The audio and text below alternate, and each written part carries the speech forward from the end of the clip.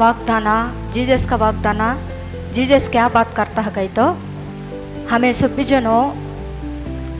जनों दरवाज़ डालने को घर में हमें जीसस को बोले तो हमें क्या क्या होना सभी जीसस को बोले तो हमाक देता, हमाको हमारा फैमिली को अच्छा रख लेता, सो बताता।